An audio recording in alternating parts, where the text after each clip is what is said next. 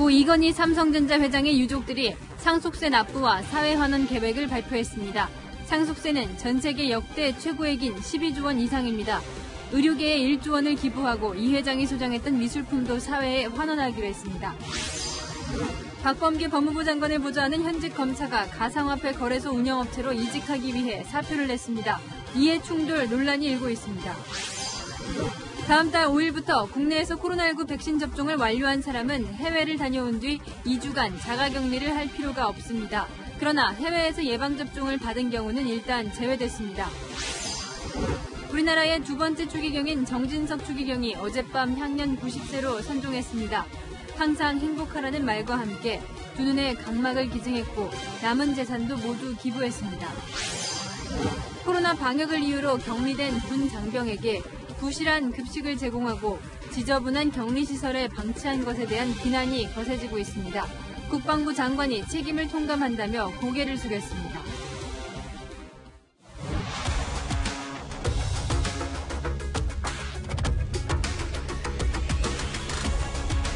뉴스의 동정민입니다.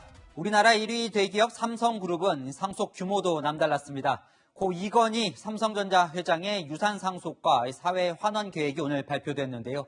부인과 세 자녀가 내는 상속세만 무려 12조 원입니다. 우리나라 3년치 전체 상속세 수입에 맞먹는 금액인데요. 세계적으로도 유례를 찾기 힘든 액수라고 합니다. 지금부터 조목조목 뜯어보겠습니다. 첫 소식 홍유라 기자입니다. 고 이건희 삼성전자 회장의 유족들은 앞으로 12조 원이 넘는 상속세를 납부하게 됐습니다. 이 회장의 유산은 삼성전자와 삼성생명, 삼성물산, 삼성 SDS 등 계열사 주식 보유 지분과 미술품, 부동산, 현금을 합쳐 약 26조 원으로 추정됩니다. 이 중 주식 지분 가치 약 19조 원에 국내 상속세 최고 세율 50%가 적용됐고 최대 주주 할증까지 붙었습니다. 여기에 부동산 등 다른 유산 상속세까지 더해져 액수가 커진 겁니다. 이는 애플의 창업주 스티브 잡스의 유족들이 부담한 상속세 3조 4천억 원의 3배가 넘는 규모입니다. 현재까지 국내 최대 상속세인 고 구본무 LG그룹 회장 유족이 납부 중인 9,215억 원과 비교하면 13배가 넘는 수준입니다. 국내는 물론 전 세계적으로도 역대 최대 규모인 상속세에 대해 이 회장의 유족들은 세금 납부는 국민의 당연한 의무로 마땅히 해야 할 일이라고 밝혔습니다. 첫 번째 상속세 납부 기한은 모레인 30일입니다. 유족들은 세금을 나눠낼 수 있는 연부연납 제도에 따라 앞으로 5년 동안 6번에 걸쳐 상속세를 분할 납부한다는 계획입니다. 채널A 뉴스 홍유라입니다. 삼성 유족들은 상속세 외에 기부 계획도 내놨는데요. 1조 원을 의료계, 특히 그중 7천억 원은 코로나19 같은 감염병 대응에 쓰기로 했습니다. 그 돈으로 정부가 계획은 세웠지만 지지부진했던 국내 최초 감염병 전문 병원이 세워지게 됩니다. 김유빈 기자입니다. 지난 1987년 삼성그룹 회장 취임식에서 고 이건희 회장은 기업의 사회공헌에 대해 강조했습니다. 국가 경제 발전에 기여함은 물론 지금 사회가 우리에게 기대하고 있는 이상으로 봉사와 헌신을 적극 전개할 것입니다. 2008년에는 실명 전환한 차명재산을 유익한 일에 쓰겠다며 사제 출연을 약속하기도 했습니다. 13년이 지난 오늘 유족들은 1조 원을 의료계에 기부한다고 밝히며 이 회장의 약속을 지켰습니다. 먼저 7천억 원은 감염병 극복에 쓰입니다. 감염병 전문병원 건립에 5천억 원이 사용될 예정이며 첨단 설비를 갖춘 150병상 규모가 될 것으로 보입니다. 감염병 전문병원 건립은 국내 최초입니다. 2016년도에 질병관리본부에 들어가니까 감염병 전문병원 설립 계획이 나와 있었어요. 정부의 지원이 그렇게 썩 원활하지가 않았고 민간기업이 이런 부분에 대해서 투자를 한다는 것은 상당히 바람직하다고 보는 거죠. 남은 2천억 원은 연구소 건축, 백신 치료제 개발 등 인프라 구축에 사용됩니다. 또 가정 형편이 어려운 소아암 희귀질환 환아에게 약 3천억 원의 치료비가 지원됩니다. 생전 의료 분야 등 사회공헌에 각별한 관심을 가졌던 이건희 회장은 지난 1994년 선진국 수준의 병원을 만들겠다며 삼성서울병원을 짓기도 했습니다. 의료 공헌은 곧 기업 사명이라는 고인의 뜻 역시 이어지게 됐습니다. 채널A 뉴스 김유빈입니다. 조선 후기 산수화의 걸작으로 꼽히는 인왕제색도입니다. 그 외에도 제 뒤로 일명 이건희 컬렉션으로 알려진 그의 개인 소장 미술품들이 흐르고 있는데요. 이번에 2만 점 넘는 이 미술품이 기증됐는데 전 세계 문화계가 주목할 정도로 국보급이 수두룩합니다. 시민들도 6월부터는 볼 수 있다고 하는데요. 박정서 기자가 보도합니다.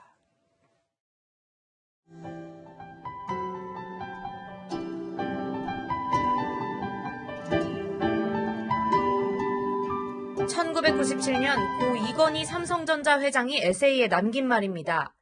그리고 고인의 뜻대로 생전 수집했던 2만 3천여 점의 미술품이 국민품에 안깁니다. 겸재정선의 인왕제색도, 한여름 소나기 젖은 인왕산을 묵중한 필체로 그려낸 국보 제216호입니다. 메마른 붓질로 스산한 가을밤을 절묘하게 표현한 보물 제1393호 단원 김홍도의 추성부도 등 각종 고미술품 2만 1,600점이 국립중앙박물관에 기증됩니다. 한국추상미술의 대가 김환기 하백의 여인들과 항아리 등 가치가 높은 근대미술품 1,400여 점은 국립현대미술관에 기부되고 이중섭의 황소, 박수근의 절구질하는 여인 등은 각각 작가박물관에 기증해 의미를 더했습니다. 모네, 달리, 샤갈, 피카소, 고갱 등 세계적인 거장들의 작품도 기증 목록에 포함됐습니다. 외신들도 피카소, 모네 작품이 대거 방출된다며 2, 3조 원 가치를 지닌 이건희 컬렉션에 큰 관심을 보였습니다.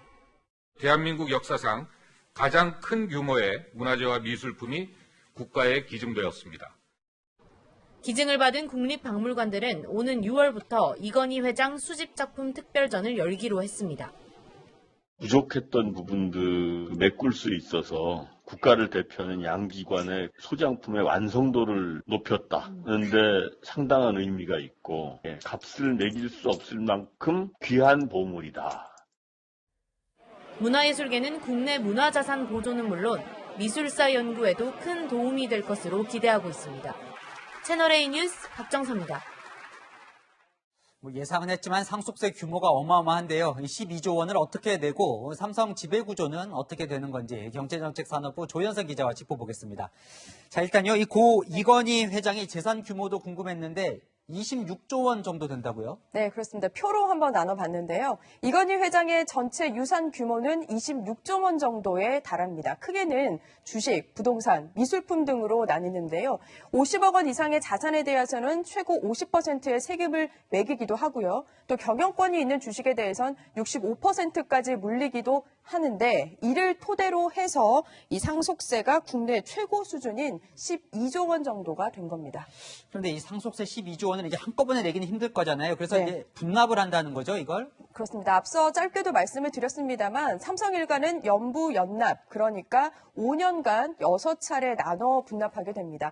오는 30일이죠. 금요일이 상속세 신고 및 납부 기한이거든요. 이날까지 첫 회분의 상속세를 내야 하는데 이 공식적인 액수는 아니지만 단순하게 12조 원을 나눠보면 한 번에 2조 원씩 내야 되는 겁니다. 이 과거 유사한 사례를 들자면 2018년 타계한 LG그룹 고 구본무 회장 유산에 대한 상속세 납부 방식과 같은데요. 이 상속세 9,215억 원을 매년 나눠내고 있습니다.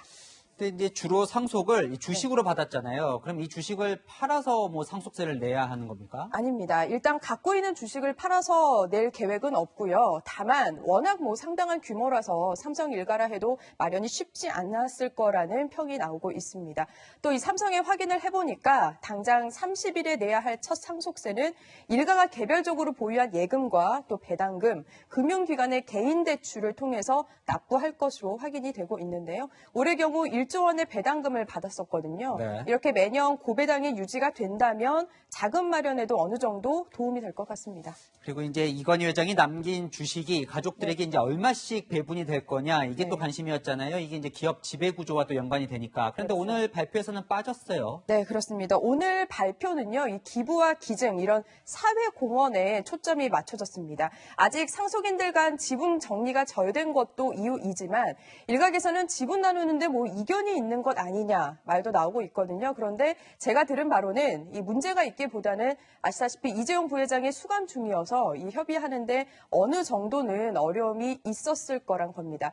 또 정리가 아직 안 되다 보니까 유족들은 지난 26일이죠. 금융위에 대주주 변경 신청서를 제출하면서 유족들이 모두 공유한다고만 신고를 했습니다.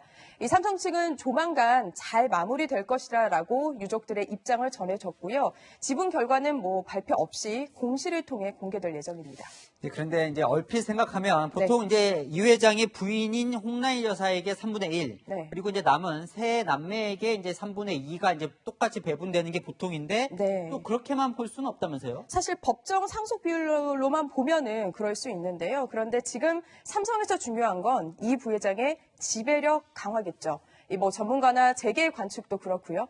현재 삼성의 지배 구조는 이재용 부회장에서 삼성물산, 생명, 전자로 향하는 구조거든요.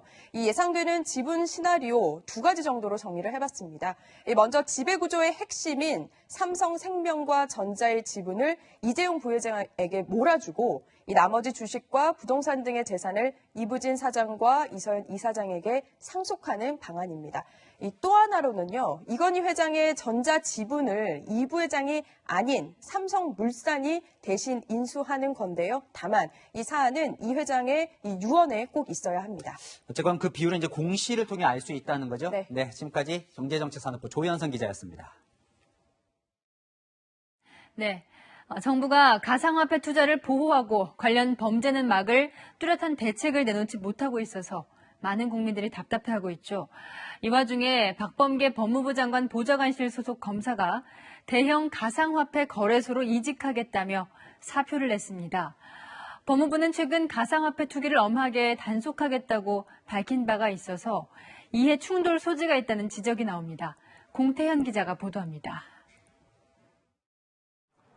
박범계 법무부 장관의 정책보좌관실에 근무하던 검사가 이직하기로 한 곳은 국내 대형 가상화폐 거래소를 운영하는 업체입니다.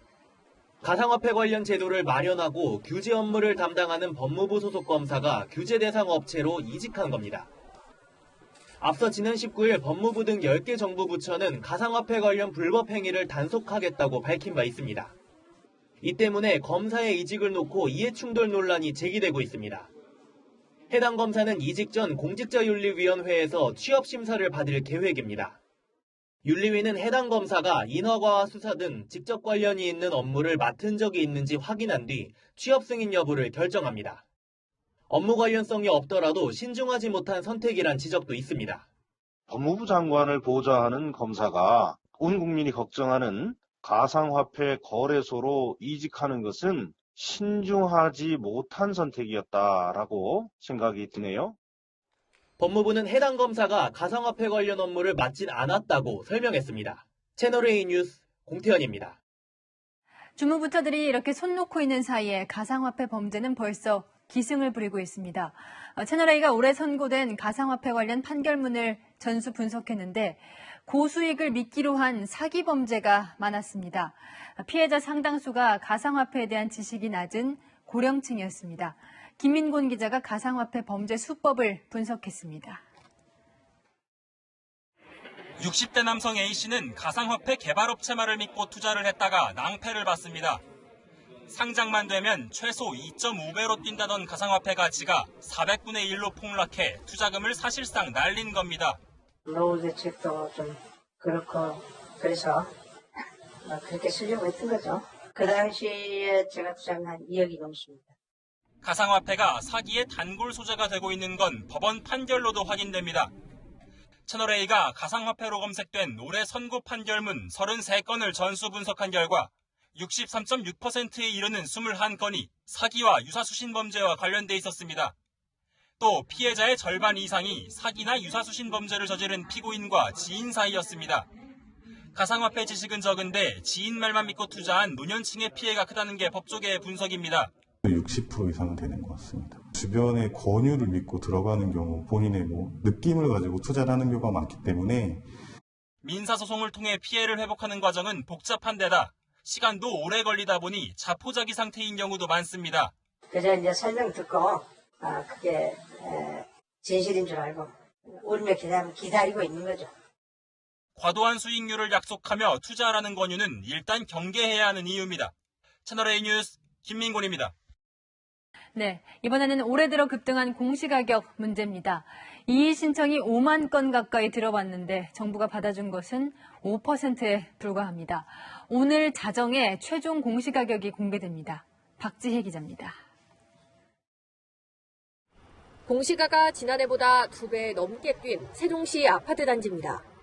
주민들은 도무지 산정 기준을 모르겠다며 단체로 국토부에 이의 신청을 했습니다.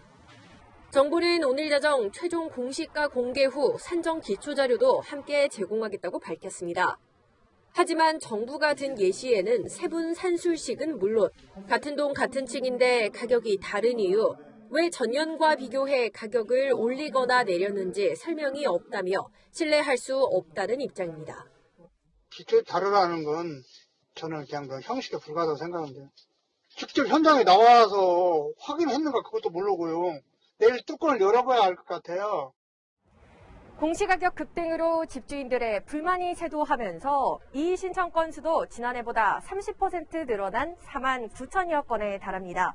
하지만 정부가 조정을 받아들인 건 단 5%에 불과합니다. 해당 아파트 단지 전체로 실제로 조정된 건 5만 호도 채 되지 않는 겁니다. 특히 최근 집값이 급등한 세종과 부산, 경남 등에서 조정 건수 신청이 많았습니다. 확정된 공시가격은 종합부동산세 등 과세 기준이 되는 만큼 조세 저항이 커질 우려도 있습니다. 공시가격 현실화율이 제한하고 있다고 하지만 가격 자체가 올라간 상태에서 현실화율이기 때문에 주택 소유자들은 훨씬 많은 부담을 느낄 거라고 생각이 됩니다. 공시가 산정에 문제를 제기한 서울시와 제주도 등은 재산세 환급을 비롯한 특단의 대책까지 거론하고 있어 정부와 마찰도 예상됩니다. 채널A 뉴스 박지혜입니다. 신도시 주민들도 국토부에 단체로 반발하고 있습니다. 수도권 광역철도 노선이 쪼그라들며 서울시만 귀족이냐는 성토가 나옵니다. 현장 목소리 조현진 기자가 들어봤습니다. 서울시는 귀족이고 우리들은 예배지야! 국토교통부 앞에 시민들이 모여들었습니다. GTS D 노선 구간이 축소된 데 분노한 인천 검단과 경기 김포시 주민들입니다. 강남권 연결이 무산된 쪼그라든 노선을 수용할 수 없다고 반발했습니다. 우리 검단하고 김포는 서울로 관통하는 노선이 단 한 개도 없어요. 진짜 겨우 김포에서 연결하는 하나 있습니다. 꼬마 경전천. 당초 경기도는 김포 한강 신도시에서 부천과 강남, 하남을 연결하는 68km 노선을 제안했고 인천시는 인천공항과 김포를 양 기점으로 하는 Y자 형태의 110km 노선을 요구했습니다. 하지만 정부는 김포와 부천을 잇는 30km 구간안을 내놨습니다. 현재 김포에서 서울로 연결되는 노선은 경전철인 김포 골드라인이 전부. 출퇴근 시간 혼잡도가 무려 280%에 달해 시민들 불편이 이만저만이 아닙니다. 분양 가지고는 굉장히 불편해요. 그러니까 이거 늘리던가 강남까지 가던가 그런 것을 조처를 해줘야죠. 인천시와 김포시, 서울 강동구 등 지자체들도 GTS D 노선 서울 연장을 촉구하고 나섰습니다. 국토부에 우리 시가 당초 요구한 내용이 반영될 수 있도록 어제 촉구 문서를 다시 한번 제출하였습니다. 주민들은 6월 최종 확정 단계에서 노선이 수정될 수 있도록 모든 수단과 방법을 동원하겠다는 입장이어서 진통은 한동안 이어질 전망입니다. 채널A 뉴스 조현진입니다.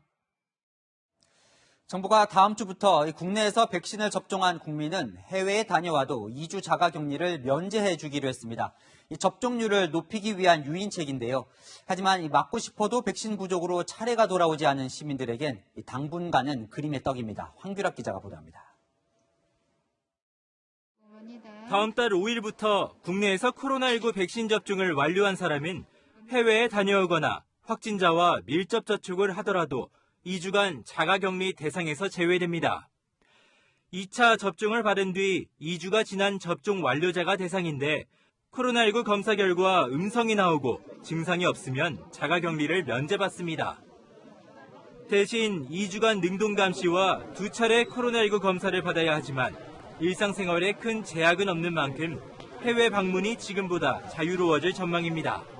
백신을 접종하면 사람이 많은 시설을 이용하거나 해외를 오가는 데에도 어느 정도의 편리함이 있을 것입니다. 다만 국내에서 백신을 접종한 경우에만 해당됩니다. 현재로서는 우리나라에서 아스트라제네카와 화이자 백신을 맞은 사람만 대상인 겁니다. 다음 달 5일부터 실시되는 만큼 지난 21일 이전에 1차와 2차 접종을 모두 완료한 사람부터 적용됩니다. 이에 대해 방역당국은 다른 나라의 접종 증명을 검증하기가 어렵기 때문이라면서 향후 검증 방법이 마련되고 당사국과 협약이나 상호주의 원칙이 적용되면 검토할 예정이라고 밝혔습니다. 또한 변이 바이러스가 유행하는 남아프리카 공화국이나 브라질 등에서 입국하는 경우에도 자가격리 면제 대상에서 제외됩니다. 채널A 뉴스 황규락입니다. 코로나 백신 접종 후 이상 반응으로 신고된 경우가 14,000건에 이릅니다. 이 중 피해가 입증이 되면 정부가 보상을 하게 되는데요. 오늘 그 첫 번째 심의 결과가 나왔습니다. 그런데 이 가벼운 증상만 인정이 됐고 정작 치료비 액수가 큰 중증은 기각됐습니다. 이다혜 기자입니다. 강원도 삼척시에 사는 88세 여성은 지난 5일 화이자 백신을 맞은 뒤 집으로 돌아오는 택시 안에서 숨을 거뒀습니다. 1차 부검 결과는 사인 불명. 질병관리청은 유가족에게 현재로서는 인과성이 없다는 입장을 밝혔습니다. 아무 그런 것도 없고 그냥 원인을 모르겠다. 2시간 반을 했는데도 못 찾으면 그 백신과의 인과관계가 없는 게 더 이상한 거 아닌가요? 지금까지 신고된 접종 후 이상 반응은 14,000여 건. 이 중 사망 사례도 68건에 이르지만 백신 접종과의 인과성을 밝히기는 쉽지 않습니다. 어제 처음으로 열린 예방접종 피해보상 전문위원회에서는 심의 대상 9건 중 접종 후 발열, 오한과 근육통 등의 경증 사례 4건만 보상이 결정됐고 중증 4건은 모두 기각됐습니다. 보상이 결정된 4건은 모두 피해액이 30만 원 이하인 소액 심의 대상입니다. 치료비 부담이 높은 중증 사례가 모두 보상 대상에서 제외돼 접종 불안감을 낮추기에는 부족하다는 지적도 나옵니다. 한시적으로 드문 병에 대해서는 지원을 한다든지 정책적인 보강책이 좀 있으면 좋지 않을까. 정부는 국제 동향을 파악해 보상 범위를 확대해 나간다는 방침입니다. 채널A 뉴스 이다혜입니다. 30세 이상 경찰관을 상대로 아스트라제네카 백신 접종이 그제부터 진행 중인데요. 이상 증상을 호소하는 사례가 잇따르면서 불안이 커지고 있습니다. 이 경찰청장은 동의한 경찰만 접종한다고 했지만 현장에서는 접종 예약률을 높이라는 압박을 받고 있다고 호소합니다. 김은지 기자입니다. 경남 지역에서 50대 경찰서 직원이 아스트라제네카 백신을 맞은 건 그제. 그런데 접종 15분 만에 의식을 잃는 증세가 나타났습니다. 의식은 5분 만에 돌아왔지만 여전히 메스꺼움과 어지럼증을 호소하는 걸로 전해졌습니다. 접종을 하고 나서 왜 이렇게 어지럽지 하고 메스꺼리지 그러고 나서 기억이 없다고 하더라고요. 이 직원은 경찰서 시설을 관리하는 무기계약직이지만 경찰 소속 사회 필수 인력이라 접종 대상에 들어있었습니다. 충남 아산에서도 40대 경찰관이 접종 하루 뒤 시력 감퇴와 손발저림을 겪었습니다. 백신 때문인지 밝혀지지 않았지만 이상 증상 사례가 잇따르면서 일부 경찰관은 불안을 호소합니다. 백신을 맞을지는 개인 의사를 따른다는 게 경찰 방침이지만 현장에선 접종 예약을 하라는 압박을 받고 있다는 겁니다. 경찰관이 이용하는 익명 온라인 카페에는 상관이 접종 예약률을 높여야 한다며 나중에 취소해도 되니 예약하라고 했다는 글도 올라왔습니다. 강제로 예약당했다는 글도 보입니다. 30대 초반의 경찰관들의 불안이 두드러집니다. 혈전 가능성 때문에 필수 접종 대상에서 빠진 30세 미만과 나이 차이가 별로 나지 않기 때문입니다. 30세에서 35세 사이 경찰관은 2만 3천 명으로 전체 인력의 19%를 차지합니다. 이상 반응의 원인을 서둘러 확인하고 경찰관들의 불안을 덜어줄 충분한 설명도 필요하다는 지적입니다. 채널A 뉴스 김은지입니다. 30세 이상 군 장병들도 오늘부터 아스트라제네카 백신을 맞습니다. 접종 동의율은 80%를 넘었는데 내심 걱정을 하는 장병도 적지 않습니다. 정다은 기자가 취재했습니다. 잠수함에서 내려 백신 접종 장소로 향하는 장병들. 30살 이상 장병과 군무원 등 12만 6천여 명을 대상으로 한 아스트라제네카 백신 접종이 시작됐습니다. 전방과 격오지 부대, 항공기와 함정에서 근무하는 군 간부부터 맞게 됐습니다. 백신 접종을 통해 더욱 안정적으로 임무를 수행할 수 있으리라는 기대를 우리 승조원 모두가 하고 있습니다. 2주 이내 1차 접종 완료를 목표로 이번 주에만 5만여 명이 접종합니다. 현재까지 군 접종 동의 비율은 83%, 경찰과 소방보다는 높습니다. 나라에 충성하는 군의 특성상 동의서에 서명은 했지만 꺼림칙한 마음은 지우기 어렵습니다. 주로 젊은 사람들에게 나타난다는 혈전증 발생 우려 때문입니다. 군 관계자들은 괜히 나만 안 맞았다가 동료들이 피해를 보면 어쩌나, 아스트라제네카 피했다가 화이자나 모더나 대신 러시아산 스푸트니크 V를 맞으면 어쩌나 등의 반응을 보였습니다. 국회에 나온 서욱 국방부 장관은 이번 접종 대상에서 제외된 30살 미만 45만여 장병들에겐 화이자 백신을 접종시키면 좋겠다고 말했습니다. 채널A 뉴스 정다은입니다. 네, 이렇게 국민을 위해 언제나 앞장서서 팔을 걷는 장병들인데 군이 휴가 후 격리 기간 동안 형편없는 식사를 제공해서 논란이죠. 비난이 거세지자 국방부 장관이 국민에게 머리 숙였습니다. 강은하 기자입니다. 국도 없이 고작 2, 3찬에 흰밥만 담긴 형편없는 도시락. 주로 휴가를 다녀온 뒤 방역을 이유로 격리된 군인들이 폭로한 부실한 식사입니다. 군은 잘못을 인정하면서도 각 부대가 수요 예측과 배식에 실패한 것이라고 해명했습니다. 군용 햄버거 군대리아 재료인 빵은 전체 인원의 절반 수량만 보급받아 반으로 잘라 나눠 먹거나 꼬리곰탕은 양 조절에 실패하면서 격리자들에겐 아예 제공되지 않았습니다. 올해 병사 1인당 급식 단가는 한 끼에 2,930원. 서울시 초등학생 한 끼보다 800원이나 적은 돈입니다. 국방 예산이 52조 원인데 이 중에 한 1조 6천억 원이 장병들 식당비죠. 다른 비용을 차라리 줄이세요. 못 먹는 군대가 무슨 싸움을 하겠습니까? 격리시설에 대한 황당한 이야기도 쏟아집니다. 한 육군병사가 머문 격리시설은 4시간을 닦아도 지워지지 않는 오염물, 담배꽁초로 막힌 하수구, 거미줄 낀 옷걸이로 채워졌습니다. 어떤 곳엔 바퀴벌레가 득실거렸다는 증언도 나왔습니다. 인권 침해도 심각합니다. 육군훈련소에선 코로나 감염을 막는다며 입소 후 사흘간 양치도 세수도 못하게 하고 화장실도 정해진 시간에만 가게 해 논란이 됐습니다. 격리장병의 급식 부실, 열악한 시설 제공, 입영장정 기본권 보장 미흡 등 국방부 장관으로서 무거운 책임을 통감하고 송구하다는 말씀을 드립니다. 군은 해당 부대에 지난해 5월 세탁기 배치와 침대 교체 등 환경 개선을 마쳤다고 밝혔지만 한때 부실 식단 제보를 막겠다며 휴대전화 압수 등의 황당한 대처를 해 장병들과 부모들의 원성을 샀습니다. 채널A 뉴스 강은하입니다. 네, 내 휴대전화 번호 외부에 알려줘도 될까 갈수록 불안해지죠. 그런데 다른 사람도 아니라 현직 경찰이 신고자의 번호를 부적절하게 이용했습니다. 지나가다가 생각이 났다며 연락했다고 합니다. 서채리 기자가 취재했습니다.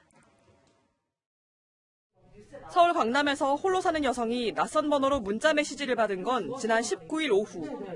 알고 봤더니 자신의 집에 찾아왔던 현직 경찰관의 전화번호였습니다. 사흘 전 새벽 누군가 현관문을 강제로 여는 소리에 112에 신고했는데 사건 처리를 위해 방문했던 경찰관이었던 겁니다.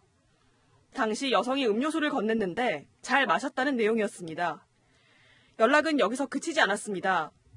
1시간 뒤 여성의 휴대전화 번호를 저장하고는 SNS 메신저로 말을 걸어왔습니다.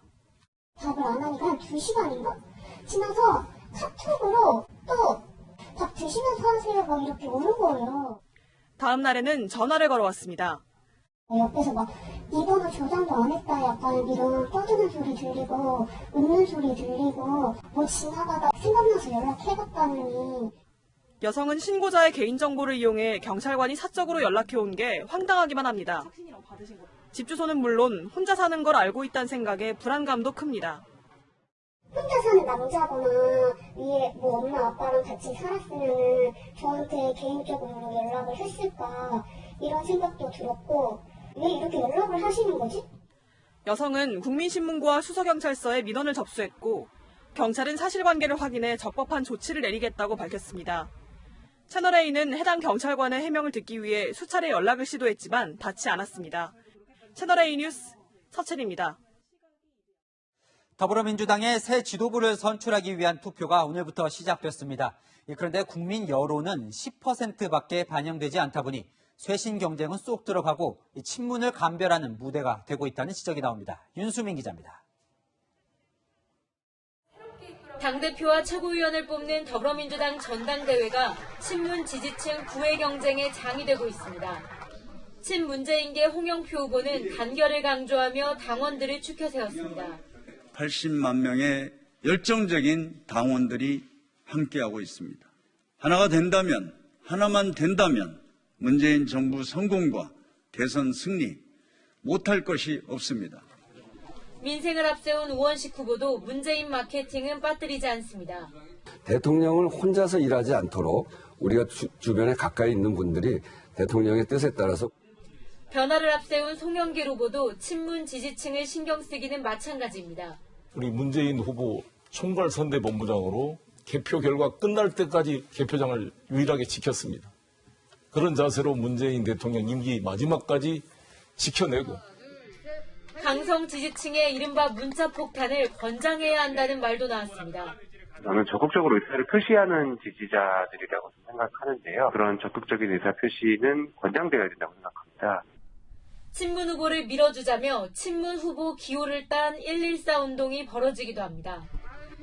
국민 여론은 10%만 포함시키고 나머지는 모두 당원표를 반영하다 보니 최대 계파인 친문의 영향력이 절대적일 수밖에 없다는 지적이 나옵니다. 71만 명의 대의원과 권리당원은 내일까지는 온라인 투표를, 이후 전당대회일인 다음 달 2일까지는 ARS로 투표합니다. 국민과 일반 당원 여론조사는 내일부터 이틀간 실시되고 최종 결과는 2일에 발표됩니다.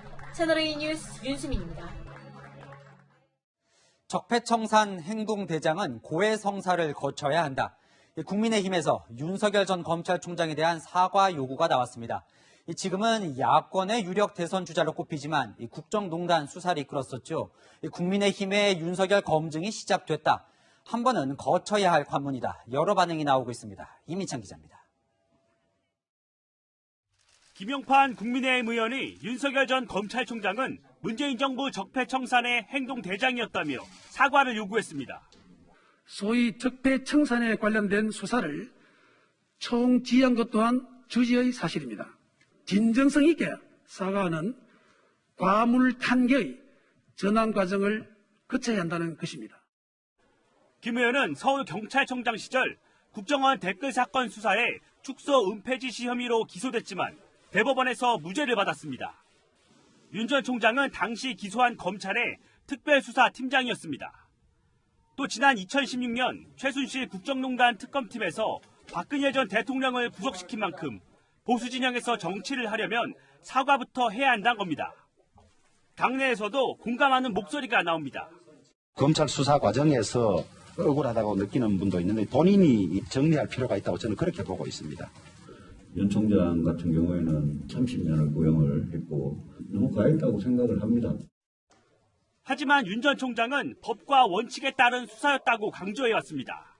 지금 진행하고 있는 수사가 정치 보복으로 진행되고 있는 것입니까?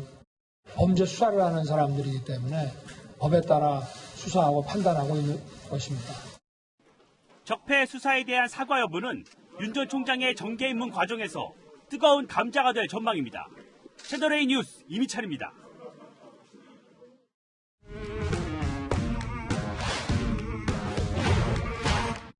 여랑야랑 정치부 이동훈 기자와 함께합니다. 첫 번째 주제 보여주시죠. 네. 자, 대통령 얼굴이 보이는데 전혀 다른 게 뭘까요? 경남 양산에 전혀 다른 현수막이 걸렸습니다. 이 경남 양산이라면 이제 대통령 사저가 있는 곳인데요. 네. 자, 먼저 이 오른쪽에 있던 사저 원천 무효 이 현수막 소식부터 볼까요? 문재인 대통령이 퇴임 1년을 앞두고 사저 신축 공사를 시작했는데요.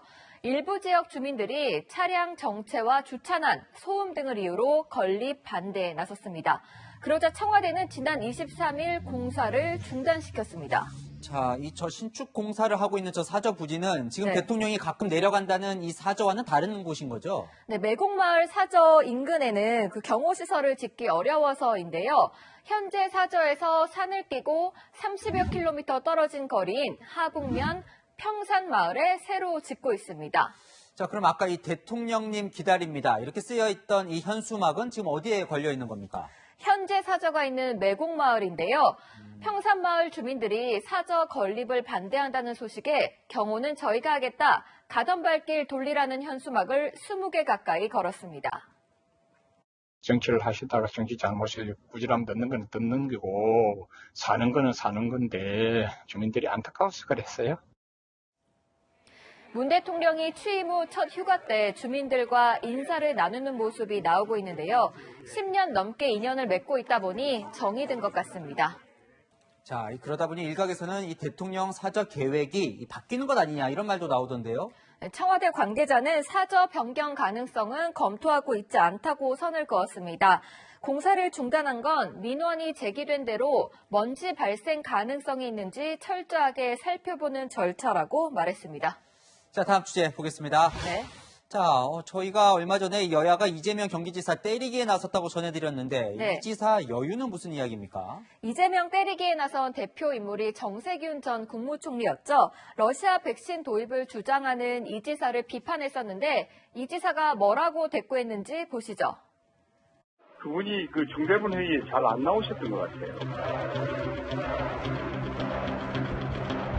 원래 권투 경기는 상대를 때려야 되는 것이고요. 경쟁에서 자신이 더 낫다는 점을 설득하고 제시하는 것은 당연한 일입니다. 좀 더 효율적이고 좀 더 급한 곳에 그 시간을 썼다.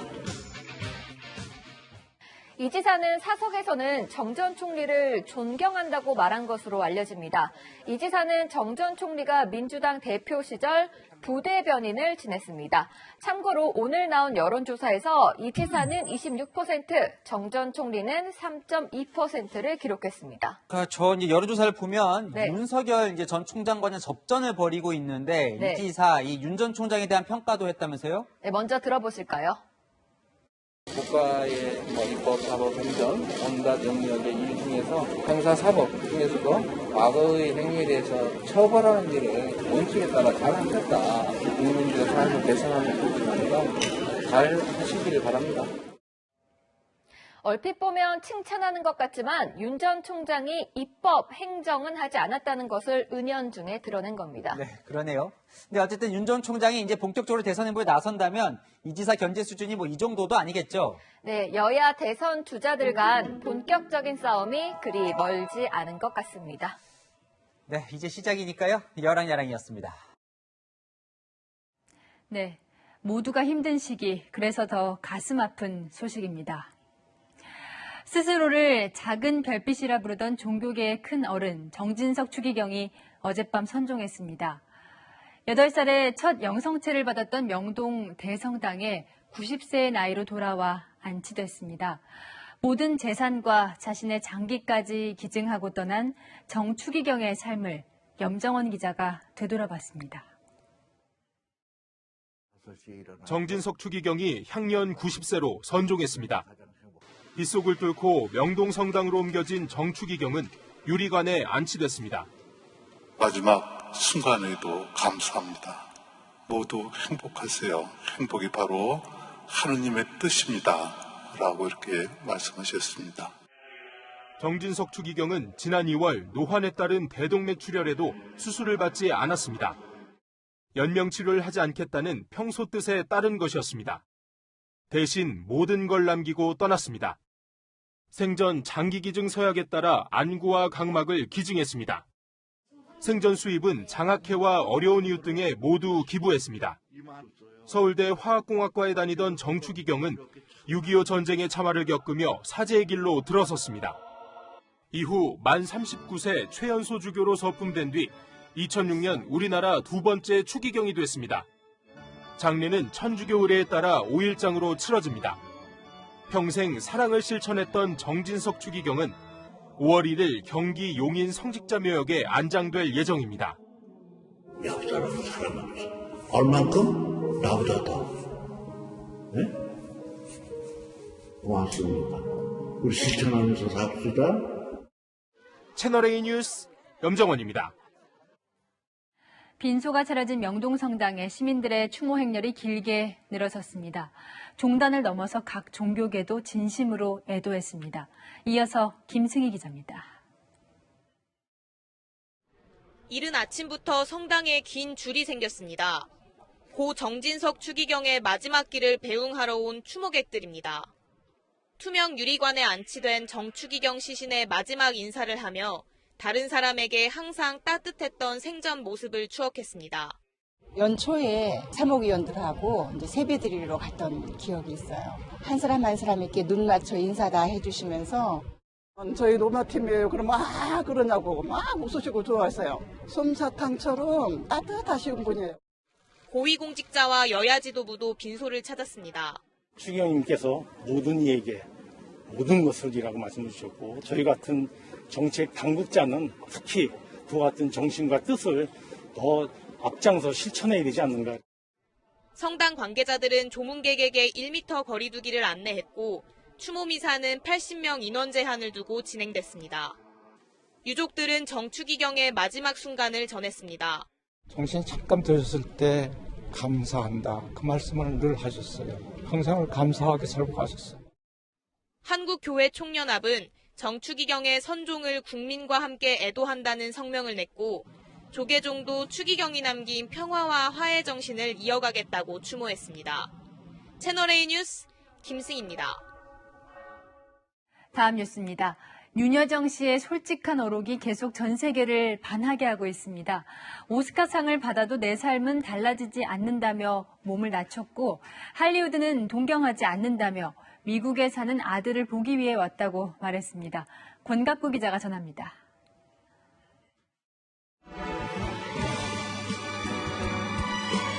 극장에 앉아 팔을 꿰고 조는 배우 윤여정 씨.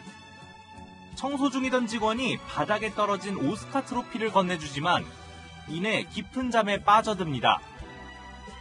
상 잃어버리지 말아요란 제목으로 미국 아카데미가 만든 상황극입니다. 상에 연연하지 않는 모습을 연기한 겁니다. 실제로 외신과의 인터뷰에서 상은 순간의 기쁨일 뿐 영원한 건 아니라고 말했습니다. The moment I got the award, it's very happy. It's not going to change my life. 할리우드에 온 것도 미국을 동경해서가 아니라 미국에 사는 아들을 한 번이라도 더 보기 위해 올 뿐이라고 솔직한 마음도 털어놨습니다. 대본을 성경처럼 여겼다며 연습을 중시했던 그였기에 영화 미나리에서 뇌졸중에 걸린 할머니 순자가 되기 위한 노력은 정말 특별했습니다. You know, it's not comfortable to talk sometimes, so we put the beef jerky in it. When you are desperate, you could invent something. K 할머니란 별명까지 얻은 윤 씨에 대한 미국인의 관심은 구글 검색량에서도 그대로 드러납니다. 선댄스 영화제 대상 수상을 시작으로 미국 아카데미 여우조연상 후보 등급, 영국 아카데미 수상 등을 거치면서 만점인 100점을 받았습니다. 솔직 담백한 입담과 항공 점퍼를 걸쳐 입는 털털함, 그리고 일에 대한 열정이 전 세계인을 매료시키고 있습니다. 채널A 뉴스 권갑구입니다.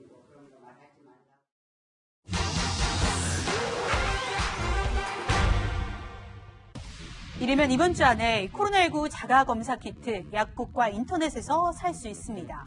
팩트맨 제보창에도 키트 관련 문의가 있었는데요. 궁금한 점들 알아봅니다. 코로나19 검사법, 크게 유전자 증폭 방식의 PCR 검사, 또 진단 키트를 이용한 신속 항원 검사가 있죠.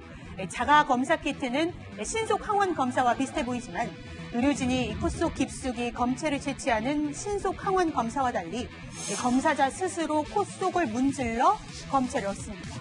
건강보험 적용은 될까요? 보조적 수단이고 개인이 판단해 구매하는 거라 건강보험 지원은 검토하지 않는다는 게 방역당국 입장인데요. 업체에 물어보니 이 소비자 가격 10,000원 안팎이 될 것 같습니다. 중요한 건 정확도인데요. 감염자를 양성으로 판별해내는 민감도 60여 명을 상대로 전문가가 검체를 채취한 임상시험에선 민감도 90%였지만 환자 98명을 대상으로 한 서울대 연구에선 PCR 검사 대비 17.5%였습니다. 대한진단검사의학회는 이 키트의 예상 민감도 41.5%라고 밝혔는데요. 민감도 차이 이유가 뭔가요? 한꺼번을 어떻게 구성하느냐에 따라 달라질 수가 있습니다. 감염 초기일수록 많은 양의 바이러스가 배출되기 때문에 민감도 감소하는 현상이 벌어집니다. 버리는 것도 중요합니다. 양성 의심 2줄이 나타나면 비닐로 밀봉해서 선별 진료소 등에 제출해 격리 의료 폐기물로 처리해야 합니다. 음성을 뜻하는 한 줄이 나타나더라도 이 비닐 등으로 밀봉한 뒤 종량제 봉투에 넣어 생활 폐기물로 처리해야 하는데요. 양성 의심자는 정식 검사를 받아야 하고 음성 반응이라도 의심되면 정식 검사를 받으라는 게 전문가들 공통된 의견입니다. 이 밖에도 궁금한 점은 팩트맨 많은 문의 바랍니다. 네, 미국은 오늘부터 백신 접종자에게 야외에서 노마스크를 허용하기로 했습니다. 코로나 없는 일상 복귀가 성큼 다가온 모습이죠. 황아람 기자가 보도합니다. 백악관 잔디밭을 걸어 연단에 선 바이든 대통령이 마스크를 벗습니다. Starting today, if you're fully vaccinated and you're outdoors, you need, and not in a big crowd, you no longer need to wear a mask. 연설을 끝내자 곧바로 선글라스를 꼈지만 마스크는 벗은 채 보란 듯이 집무실로 복귀했습니다. 미 질병통제예방센터 CDC가 백신 접종을 마친 사람들에 대해 야외 노마스크를 허용했습니다.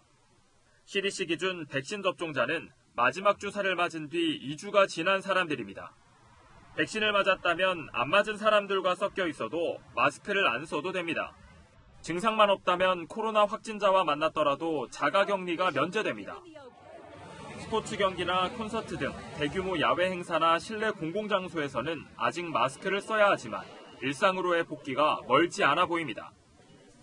미국 성인 중에서 백신을 한 번이라도 맞은 사람은 54.2%, 2차 접종까지 끝낸 비율은 37.3%에 이릅니다. 다만 청년층을 중심으로 백신 기피 현상이 여전해 각 주들은 비상이 걸렸습니다.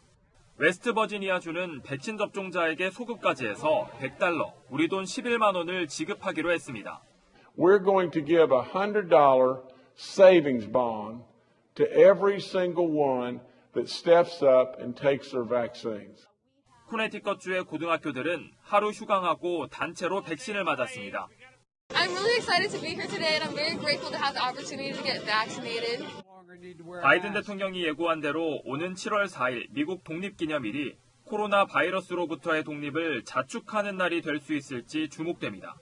채널A 뉴스 황아람입니다.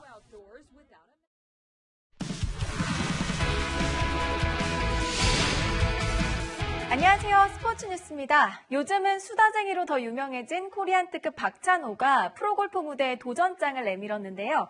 프로골퍼들도 엄청난 장타 실력을 인정했습니다. 강병규 기자입니다. 박찬호가 시원하게 공을 날립니다. 내일 군산CC 오픈대회 출전을 앞두고 연습 라운드에 나선 겁니다. 추천 선수 자격이지만 장타 실력만큼은 프로에 뒤지지 않습니다. 야구 선수 역시 다르네요. 공 진짜 멀리 쳐요. 4번 홈런인 것 같아요. 박찬호는 2018년 프로암 대회 장타 대결 이벤트에서 무려 303m를 기록해 1위를 한 적이 있습니다. 하지만 이번엔 정교함을 더했습니다. 무조건 멀리치기 위해 왼발을 드는 야구 스윙 대신 힘을 줄이고 정확하게 치기로 했습니다. 골프는 파워 스윙이 아니라 정타구나. 네. 야구도 똑같거든요. 빅리그를 호령했던 코리안 특급보다 요즘은 수다쟁이로 더 유명한 박찬호. 그 입담은 오늘도 빛났습니다. 골프하고 우리 비슷한 게 우리 막내 딸인 것 같습니다. 네. 이거 마음가치가 안 되는 거예요. 예, 그래서 걔네들은 이 골프화를 안 신고 등산 안 신고 등산 산으로만 하니까. 제 골프 실력은 방어를 따지자면 4점대 후반이 되지 않겠나. 예. 엄청난 부담감에 체중이 3kg이나 빠졌다는 박찬호. 내일 새로운 도전에 나섭니다. 채널A 뉴스 강병규입니다.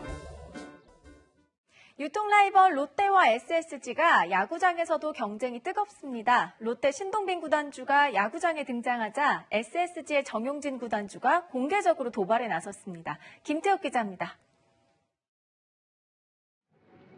노경은이 삼진을 잡아내자 롯데 신동빈 회장이 박수를 치며 좋아합니다. 지난해 구단주로 취임한 뒤 6년 만에 야구장을 찾은 겁니다. 유통업계 라이벌 SSG 정용진 구단주가 용진이 형 이미지로 마케팅을 적극 펼치자 롯데의 동빈이 형도 야구장에 왔다며 팬들의 관심이 뜨겁습니다. 롯데 구단 관계자에 따르면 신동빈 구단주는 선수 전원에게 한우 정육 세트를 전달할 예정입니다.